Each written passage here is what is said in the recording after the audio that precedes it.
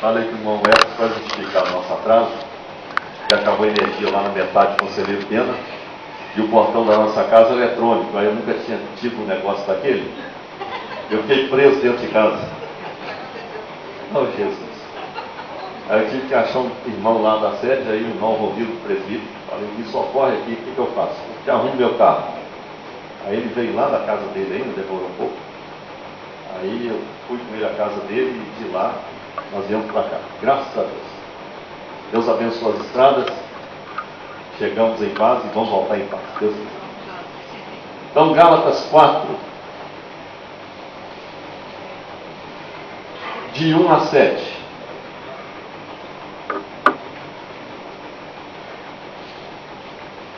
Gálatas 4, versos 1 a 7. Vamos ficar de pé, irmãos?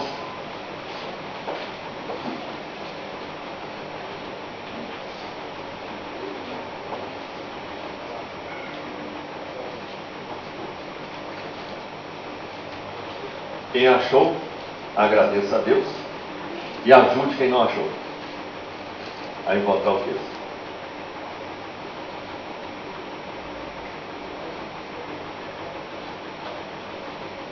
Diz o apóstolo Paulo: digo, pois, que durante o tempo em que o herdeiro é menor, em nada difere de escravo, posto que é ele senhor de tudo, mas está debaixo de tutores e curadores, até ao tempo determinado pelo Pai. Assim também nós, quando éramos menores, estávamos servilmente sujeitos aos rudimentos do mundo. Vindo, porém, a plenitude do tempo, Deus enviou seu Filho, nascido de mulher, nascido sob a lei, para resgatar os que estavam debaixo da lei, a fim de que recebêssemos a adoção de filhos. E porque vós sois filhos, enviou Deus ao nosso coração o Espírito de seu Filho, que clama: Abba, Pai. De maneira que já não és escravo, porém filho, e sendo filho, também herdeiro por Deus. Amém? Amém. Pode assentar, irmãos.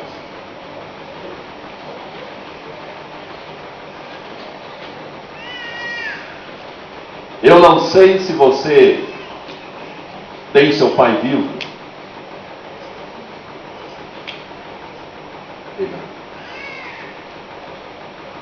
Não sei se seu pai morreu quando você era bebezinho. Não sei se você era aquele menino, quando bem pequeno, seu pai chegava bêbado em casa e batia na sua mãe, batia em você e batia nos seus irmãos. Eu não sei se você é como aquele garoto que, estando em casa com a sua família, viu chegar um homem e matar o seu pai na sua frente. Eu não sei se você é como aquele homem lá de Mantena. Eu não conheci, mas conheço a história. Era casado com a tia da minha esposa, e um dia ele falou para a esposa e para os filhos: vou comprar cigarro. E até ontem não tinha voltado. E já tem mais de 40 anos. Os filhos ficaram com 5, 6 anos de idade esperando o pai voltar. E ele se foi. E ele não voltou porque não quis voltar. Tinha outros compromissos para lá. E pessoas assim crescem com uma imagem de pai muito complicada. Alguns crescem sem saber o que é pai. Alguns cresceram sem ter nunca recebido um abraço de um pai, sem nunca ter recebido o beijo do pai. Alguns cresceram sem nunca ter ouvido a voz do pai. Alguns cresceram sem, em vez de ter recebido um carinho da mão do pai, receberam tapas e socos e violência da mão do pai. Alguns cresceram sabendo que pai é aquele que bate e machuca a mãe dele. Alguns cresceram tendo ódio de ouvir a palavra pai.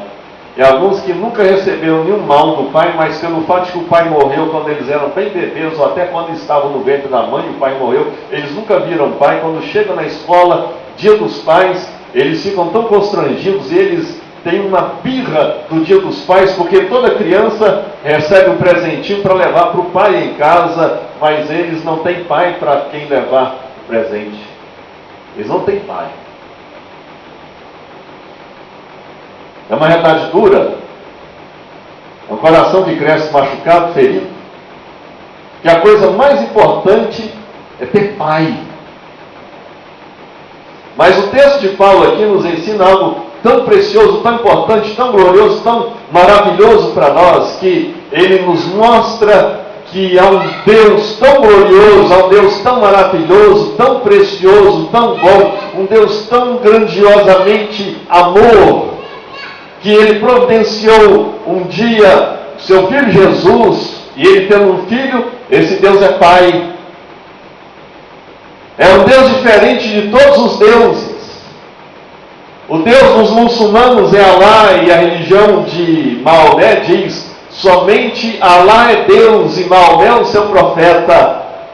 Mas o Deus dos islâmicos, dos muçulmanos, é um Deus que não é pai porque ele não tem filho. Na religião da Índia, o hinduísmo, eles creem em tantos deuses, mas é uma religião cujo Deus não tem filho, ele não tem pai. Ou é um pai, é um Deus que não é pai porque não tem filho. E é assim nas religiões do mundo. No entanto, o verdadeiro Deus, o único Deus, o Deus que criou todas as coisas, é na Bíblia chamado de pai, porque ele tem um filho. E esse filho é um filho eterno que está com ele desde antes da fundação do mundo. Ele é sempre filho, ele é eternamente gerado do pai. E aí então um dia Deus com esse filho diz: vá à terra. E ele vem à terra, ele nasce da Virgem Maria com um propósito, porque Deus não queria ter apenas um filho, e ele desejaria ser pai de uma multidão de filhos. E este filho, um dia, no verso 4, chegando à plenitude do tempo, Deus enviou seu filho, nascido de mulher, nascido debaixo da lei, com o propósito de resgatar os que estavam debaixo da lei, debaixo da maldição da lei, debaixo da escravidão da lei, debaixo do domínio da lei, a fim de que nós recebêssemos uma grande bênção, a maior das bênçãos, aqueles que estavam dominados pela lei, escravizados pela lei, uma lei que dominava, que eles não eram capazes de cumprir, que a humanidade não conseguia cumprir, não conseguia realizar. Então Deus envia Jesus e diz: eu tenho um propósito para vocês, eu tenho um plano para vocês, eu envio meu filho, e ele vai nascer de mulher, e ele nasceu de mulher, e ele vem ao mundo para resgatar, ele vem ao mundo para entrar naquele cativeiro que pertence ao grande sequestrador de almas, ao sequestrador de vidas que é o diabo, que tem um castelo muito forte, que tem soldados bem armados que são os demônios, que escraviza e mantém em cativeiro toda a humanidade. E Jesus vem para entrar nesse cativeiro e fazer a grande operação de resgate de Deus. E ele vem entrando, ele marcha, e aí ele diz no Evangelho: edificarei a minha igreja, e as portas do Hades, traduzido aqui por inferno, mas é literalmente: edificarei a minha igreja, e as portas do Hades não prevalecerão contra ela. Vamos repetir? Edificarei a minha igreja, e as portas do Hades não prevalecerão contra ela. Edificarei a minha igreja, e as portas do Hades não prevalecerão contra ela. Ele vem, e ele então entra, e ele arromba as portas do Hades, a prisão daqueles que estão escravizados pelo príncipe do ar, que é o diabo. E ele arrebenta aquelas portas, ele toma as chaves da mão do inimigo, e aí ele liberta essas almas, ele liberta os humanos, ele dá nova vida, ele resgata essa multidão, ele lhes dá nova vida, ele os regenera pelo seu Espírito, ele as faz nascer de novo. E aí na sua ressurreição ele diz em Apocalipse a João: eis que eu estive morto, mas agora eu ressuscitei e tenho as chaves da morte e do inferno.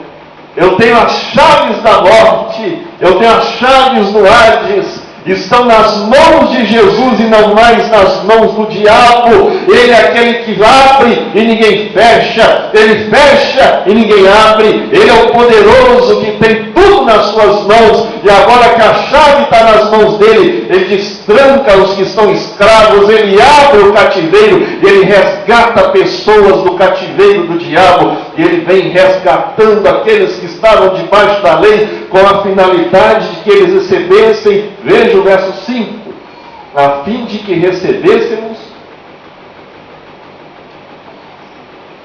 a adoção de filhos.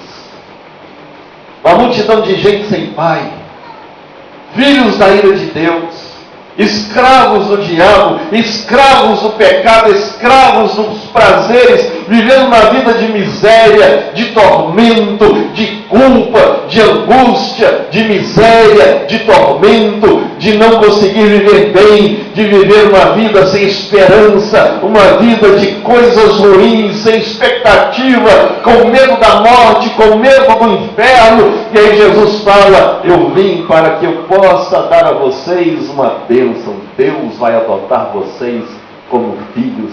Aleluia. Receber a adoção de filhos.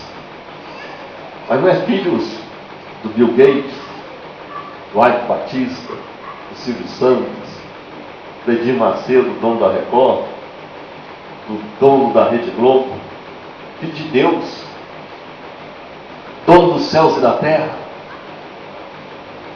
herdeiro de todas as coisas, o Deus que é o Deus da vida eterna, o Deus que dá uma vida que nunca acaba, uma vida que é uma vida de qualidade como a mesma que Deus tem, uma vida que é prazerosa, e depois um corpo que é igual ao do seu Filho Jesus, um corpo que não morre, que atravessa a parede, que voa. Pastor, a gente vai voar. Ué, como é que Jesus foi para o céu? Não foi em corpo? Batendo asa que não foi, mas não subiu? A Bíblia diz: como Ele é, nós o veremos, e como Ele é, nós seremos. O pastor não sabia disso? E a gente não sabe tanta coisa. E é tudo nosso. Paulo diz: tudo é vosso, e vós de Cristo, e Cristo de Deus. E aí, verso 6: e porque vocês são filhos, enviou Deus ao nosso coração o Espírito do seu Filho, e esse Espírito clama dentro de nós, de dentro da nossa alma, de dentro do nosso coração. É o Espírito Santo, que é o Espírito de Jesus, e quando ele entra dentro de nós, quando Jesus o põe dentro de nós, quando Jesus o derrama no nosso coração, esse Espírito de dentro de nós, e quando ele pega principalmente aqueles que tem uma aversão ao nome de pai, porque tiveram uma história ruim com o nome de pai, porque tiveram um pai que os espancava. E até histórias terríveis de pais que fizeram coisas terríveis com filhos pequenos. Fiquei sabendo uma coisa terrível agora, semanas retrasado, parece, de um pai que socou a criança de 8 anos até a morte. Coisa horrível. E aí a pessoa que contou disse que o repórter perguntou: por que você fez isso? Continuou batendo? Porque eu bati, não chorava. Ele não chorava, eu continuei batendo. Coisa diabólica. Imagina uma pessoa dessa e sobrevive. O que vai pensar? O que é um pai? O pai é um monstro. Mas quando uma pessoa como essa ouve o Evangelho e recebe Jesus, Jesus faz o maior dos milagres. Que não é curar um aleijado, ele cura. Não é ressuscitar um morto, ele ressuscita ainda hoje. Mas é o maior dos milagres. É o novo nascimento. É a regeneração da alma. E então ele regenera, e aí ele coloca o Espírito dele dentro da pessoa. E quando o Espírito de Deus entra na alma, no coração, e toma posse da pessoa, esse Espírito se une à alma dessa pessoa humana, e o Espírito de Deus produz algo glorioso. Esse Espírito leva a pessoa a chamar Deus de Abba. Pastor, o que é Abba?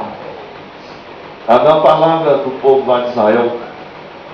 E é a primeira palavra que um bebezinho israelita fala quando ele começa a acostumar com aquele rosto que sempre aparece no berço.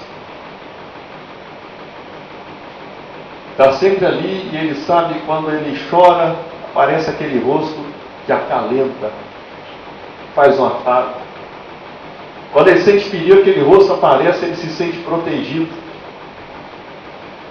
Aí a primeira palavra que o bebezinho israelita aprende a falar, porque aquele rosto fala essa palavra para ele, Abba. Aí aquela pessoinha no berço, de tanto ver aquele rosto e ouvir aquela palavra, repete a palavra, Abba, papai, paizinho, na língua dos judeus. Abba, papai, paizinho, mais ou menos isso aí. Pessoa que recebe Jesus pela fé, e aí então, pela graça de Jesus, Jesus dá a ele o Espírito Santo e entra, aí ele cura as feridas, ele restaura a alma, ele muda a mentalidade, ele apaga os traumas, ele lava tudo de mal que passou, e esse Espírito de Jesus dentro da alma leva a pessoa a olhar para Deus, e aí ele descobre pela primeira vez na vida o que é Pai de verdade. Deus é Pai, Ele é tão Pai, e Ele passa a amar tanto esse Pai que Ele não fala apenas Pai, Ele fala Papai, Paizinho querido. É aquele ser, quando ele está em perigo, ele clama e ele sabe, Ele me protege. A mão dele não me destrói, mas a mão dele me ampara. A mão dele me dá proteção. A mão dele me faz um afago na cabeça. A mão dele me dá provisão, o pão de cada dia. A mão dele, em vez de me ferir, a mão dele cura as minhas feridas. Há um bálsamo em Gileade, diz o profeta Jeremias. Ele derrama óleo nas nossas feridas. Ele cura o nosso machucado. Ele restaura a nossa alma. Ele conhece a nossa história. E aí você começa a orar: ó meu Abba, meu Pai. O meu pai terreno, quando eu nasci, fez isso comigo, com a mamãe, com os meus irmãos. O Senhor estava lá, o Senhor viu. Senhor, me cura disso. E o Abba nosso fala: eu curo. Deixa comigo, porque eu sou o seu Abba, o seu Pai, verdadeiramente Pai. Eu sou pai, o modelo de pai, e todo pai tem que olhar para Deus e dizer: Deus é o modelo de pai, e nós temos que aprender a sermos pai com Deus, e cuidar dos nossos filhos como Deus cuida de nós. E aí no verso 7 ele conclui, vamos ler juntos?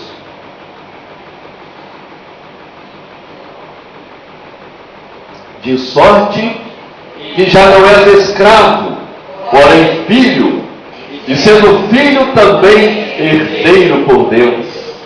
De maneira que, quer dizer, já que nós recebemos Jesus, e aí então recebemos o Espírito Santo, que é o Espírito de Cristo, então já não somos mais escravos nem do diabo, nem escravos do pecado, nem escravos da lei de Moisés, e nem escravos do mundo, nem escravos das pessoas, mas agora nós somos filhos de Deus. E aí nós andamos de cabeça erguida. Não porque somos orgulhosos, porque nós somos filhos. Vocês conhecem, irmãos, aquele cântico? Nosso Deus é soberano, Ele reina antes da fundação do mundo. Dá para cantar um pedacinho aí nisso? Vamos lá? O irmão cantor. Deus abençoe essa voz, viu? Vamos lá? Nosso Deus é soberano, Ele reina antes da fundação do mundo. Nosso Deus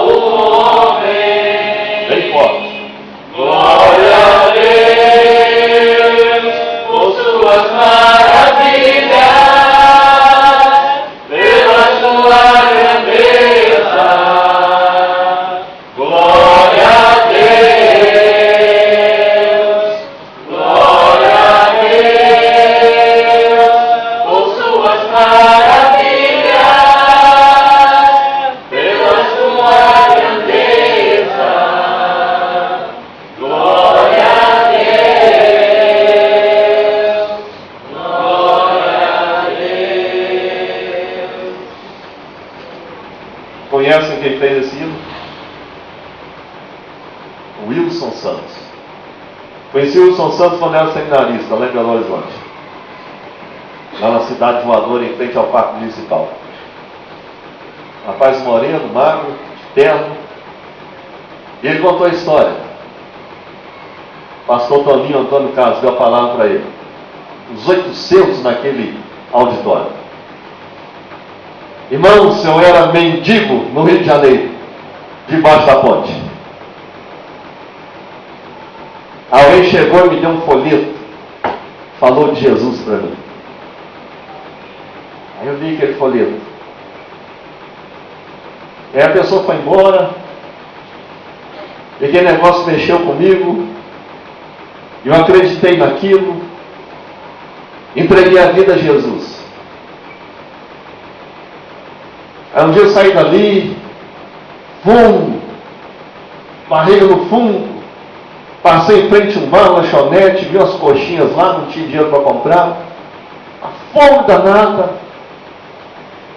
Aí acho que o homem do lugar lá deu para ele umas coxinhas, ele foi, voltou para debaixo da ponte, uma companheira dele, 3 crianças, que ele negócio e querendo sair daquela vida, e disse que um dia saiu de novo, passou em frente à igreja, aí o povo louvando, mão levantada, aquela alegria, cantando, louvando a Deus. Ele chegou e entrou lá no fundo. Ele disse que entrou lá cabeludo, piolento, fedorento, esfarrapado. E o povo cantando, aí começou também e levantava a mão, aleluia, cantando e louvando. E aí ele disse que ficou aquela glória, e cheio de Jesus no coração. Aí chegou um diácono. Seu nome, Wilson Santos. O que eu posso te ajudar? Aí que está o amor de quem recebe. E deu atenção para ele. De onde você vem? Eu moro debaixo da ponte, sou mendigo, não tenho trabalho, estou com fome. Ele disse que aquela igreja arranjou para ele um corte de cabelo, arranjaram roupa para ele, arranjaram comida para ele, providenciaram serviço para ele. Aí ele conseguiu começar a trabalhar, tiraram debaixo da ponte um lugar para morar. Aí depois eles arranjaram no cartório e pagaram para ele casar com a companheira dele. Aí ele começou e ficou naquela igreja. E aí ele disse: agora estou eu aqui, externo, compositor de vários cânticos, e desses que nós compôs dezenas de cânticos. Ele disse que passou a viajar, convidado pelas igrejas, para o Brasil todo. E aí falou: só viagem de avião agora. Avião para lá e para cá. Ele falou: aqui estou eu. Ele é moreno e falou assim: um negão príncipe de Jesus. Deus é meu pai. Aí eu falei: meu Deus. Ele falou: mendigo, sujo, cabeludo, piolento, fedorento, esfarrapado. Aí eu lembrei do Salmo. O salmista diz que Deus levanta o pobre do monturo, do monte de lixo, e o faz assentar-se ao lado de príncipes. Por quê? Porque agora, de maneira que já não és escravo, porém filho, e sendo filho também é herdeiro por Deus. E quando você recebe Jesus, entra em você o Espírito de Jesus, e aí você se olha no espelho e diz o quê? Sou príncipe de Jesus. Oh, maravilha!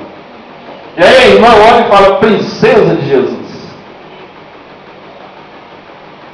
E aí você diz assim: eu não sou escravo, eu sou herdeiro de Deus.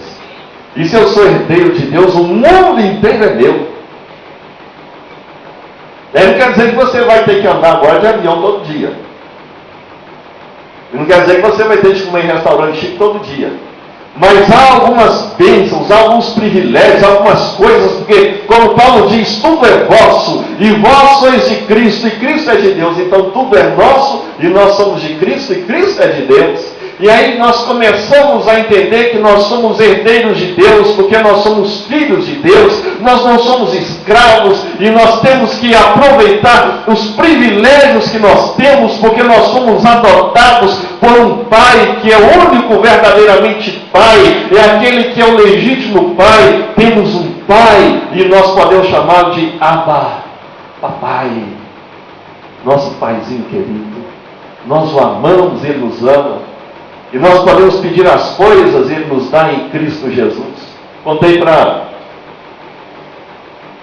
Uma pessoa lá, agora que você veio na semana passada, no aconselhamento, a pessoa chegou no gabinete contando algumas coisas, eu falei, acho que eu posso te ajudar contando isso aqui. Era missionário na Bahia durante 53 dias, trabalhamos lá no curso de missionários, éramos 7. E a nossa líder, a missionária líder, nos reunia toda manhã. E nós orávamos, fazíamos devocional toda manhã naquela casa. E aí sempre ela fazia alguns pedidos, anotava no caderno e ela nos ensinava a orar. E ela disse assim, cada um faça um pedido, uma coisa que você deseja, e vamos anotar no caderno aqui. Mas seja bem franco com Deus, abra o coração e apresente seu desejo para Deus, mas o desejo mais simples que for, mas seja franco com Deus. Aí uma irmã falou lá, bom, vou ser franco então. Meu desejo, irmã Rios, nós estamos aqui há tantos dias, eu estou com vontade de beber leite. Só está bebendo café, eu estou com vontade de beber leite. Anotou no caderninho, leite. Aí perguntou o outro lá, olha, a minha vontade mesmo, estou com vontade, eu gosto muito de peixe. Então se eu posso esnobar um pouco, eu quero comer peixe. O Carlão foi fazendo um pedido, eu quero que ore pela minha família, eu quero isso, eu quero aquilo, estou anotando. No meio da coisa, aí nós começamos a orar pelos pedidos. Quando foi terminando a oração, bateram a porta. Aí bateu de novo, aí interrompeu a oração, aí foi lá abrir a porta. Quando abriu a porta, a tesoureira da igreja, que era uma feirante na cidade. A irmã chegou com uma caixa da feira, um latãozinho de alumínio com a alça.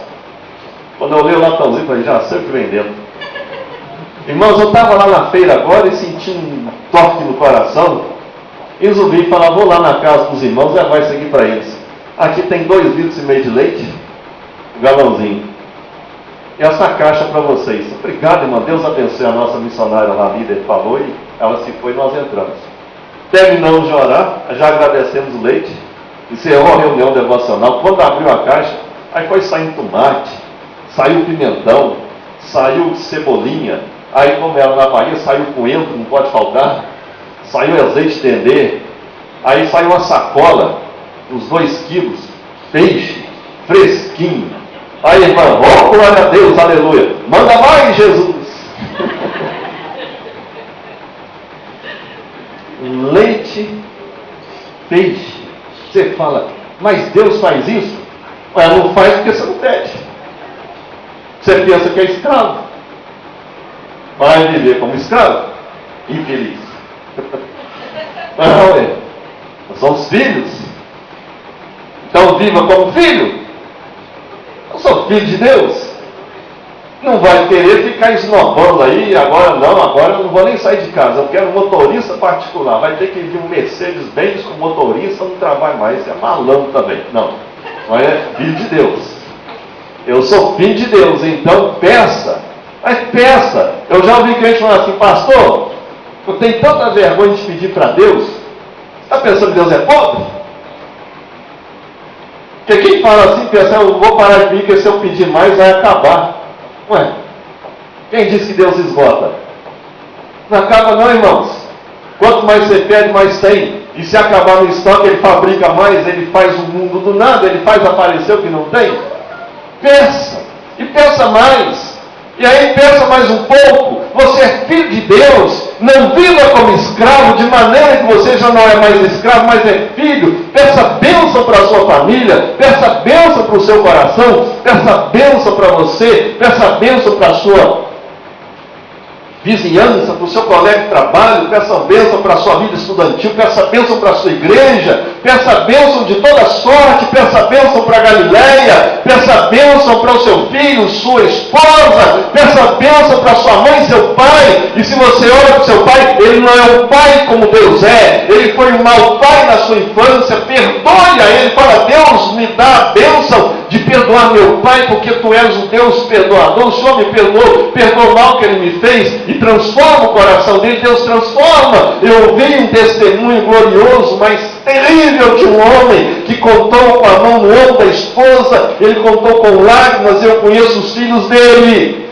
E ele disse que ele não era crente. A mulher contou, ela disse: eu cometi um pecado, eu casei quebrando a lei de Deus, porque eu casei sendo crente com um homem não crente.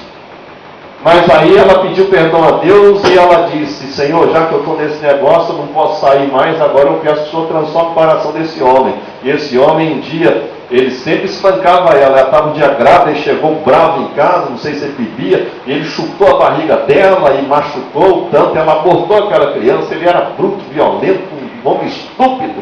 Um dia ele chegou em casa da pescaria, colocou os peixes lá, foi deitar para descansar no sábado da tarde, e os filhos dele começaram a soltar bombinha no quintal. Pá, pá, pá! E ele tentando dormir, bombinha, pá, pá, pá. Ele levantou bravo, foi lá fora, pegou os peixes, abriu a barriga dos peixes, arrancou as tripas dos peixes, foi lá dormir, dá essas bombinhas aqui. E pegou as bombinhas e enrolou as bombinhas com a tripa do peixe, falou que vem cá todo mundo, e enfiou e falou: engole esse negócio. E os filhos foram engolindo bombinha enrolada na tripa do peixe, e eles engoliram aquele negócio. Que pai é esse? Mas aquela mulher continuou orando, e disse: Deus, me dá o coração deste homem para Jesus. E sabe o que Deus fez? Ela era filha de Deus. Deus deu o coração daquele homem para Jesus. E um dia Jesus entrou. E o Espírito de Jesus entrou no coração daquele homem. Aquele homem virou crente. Ficou mais crente que a mulher. Aleluia. E aquele homem contava esse testemunho com a mão no ombro dela. Ele ama aquela esposa hoje. Isso já tem mais de 10 anos que eu ouvi o testemunho. Eu estava presente lá, minha esposa também. Ele chorava.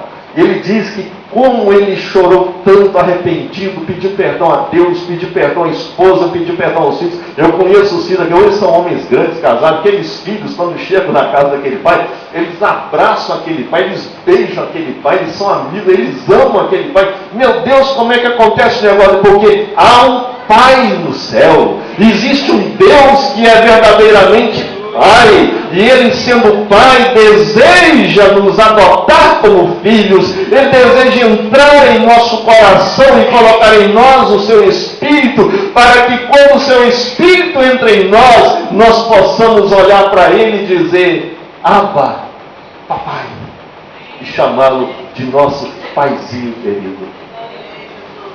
É esse o nosso Deus, Pai do nosso Senhor Jesus. Eu vou encerrar aqui, irmãos.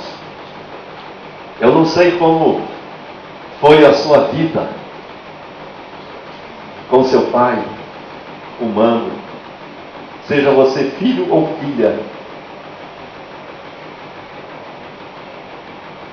Eu não sei também, você que já é crente, como é a sua relação com Deus, que é Pai. Talvez você ainda tenha uma relação com Deus mais de escravo do que de filho. Mas comece a olhar para a Bíblia, o texto que nós ouvimos essa noite. E pela fé, creia naquilo que a Bíblia diz a nosso respeito. Creia naquilo que a Bíblia diz a respeito de Deus. Deus é o Pai amoroso, o verdadeiro Pai e o perfeito Pai que existe, Pai de Jesus Cristo. E por nós e para nós, Pai adotivo, mas que nos dá os mesmos direitos que Jesus tem. Graciosamente nos dá isso, pela fé em Jesus. E comece a desfrutar desse privilégio de filho de Deus. Nas suas orações, ajoelhe-se e comece a orar, se você já não faz assim, e tenha essa liberdade de falar assim: Senhor, estamos aqui agora, eu e o Senhor. Eu posso dizer o que eu não tinha coragem de dizer para o meu pai biológico, mas com o Senhor eu posso falar: papai. Posso te chamar de papai, paizinho querido do meu coração. Como eu te amo, meu pai. E como eu sei que tu me amas, meu papai. Posso te chamar de Abba, porque teu Espírito habita em mim. Eu tenho uma lista de pedidos agora. Você abre aquele jornal. Senhor, tem isso. Preciso disso também. E mais aquilo. Isso aqui, isso e também isso aqui. E vou continuar pedindo enquanto o Senhor não me der. Se o Senhor falar não, eu paro. Mas se o Senhor não falar não, eu vou insistindo e vou continuar. E eu tenho isso aqui. E à medida que for respondendo, você vai riscando. Atendido no dia tal, do mês tal, do ano tal. Você vai riscando. E à medida que você for riscando alguns, você vai acrescentando outros. É filho. Deus não esgota, Ele tem prazer em dar. Porque imagine se você fosse um pai muito rico. Seu filho chega e fala assim: pai, me dá um velocípede. O seu pai tem 35 bilhões de dólares, não, de euros de patrimônio. Aí você fala assim: mas que sujeito miserável. Estou querendo dar uma moto para ele de 35 mil reais e ele quer me velocípede de tanta vergonha que ele tem de mim. Aí ele cria um pouco de coragem, aí no mês seguinte ele assim: pai, eu mudei de ideia, o que foi? Me dá uma bicicletinha velha e usada. Não estou falando aqui nada de bicicleta nem de carro, não estou falando de bens materiais, estou fazendo uma comparação no caso de um pai. Se você é um pai bilionário, o filho fala assim. Aí o pai fala assim: mas camarada, eu estou querendo dar para ele um negócio bacana, e eu tenho esse patrimônio todo, ele me pede um negócio tão pouquinho. Assim a gente faz com Deus. Ah, não, meu pai tinha casa de aluguel, meu avô viveu de aluguel, meu bisavô de aluguel, eu vou morrer de aluguel também. Mas você que está dizendo. Não, meu ganho salário mínimo, não posso ter casa própria. Fiquei chocado lá em Mantena quando eu fui para lá, uns irmãos lá, salário mínimo, e me entregavam o dízimo, aí ficava menos que o mínimo. Aí entregava a oferta, e diminuía mais ainda. Eu falava assim: não tem como. Tudo tem casa própria. Como é que pode? Milagre. É um milagre. Mistério de Jeová. Mas por quê? Pediram. Porque eles pediram o quê? Senhor, quero ficar pagando para os outros, não. Quero pagar o que é meu.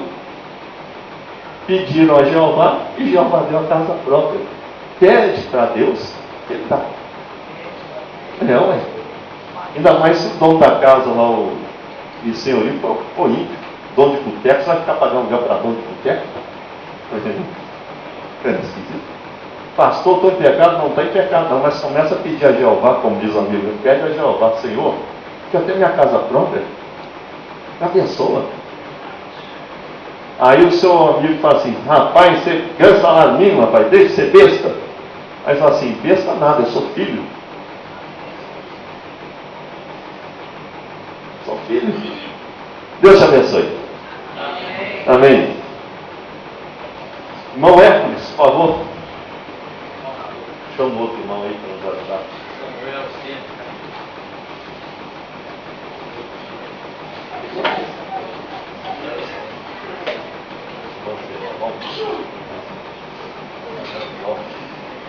Tudo no S, né? S de salvação.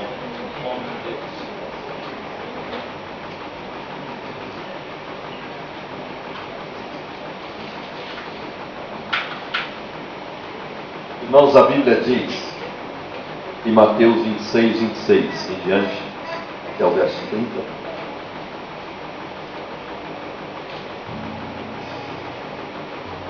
enquanto comiam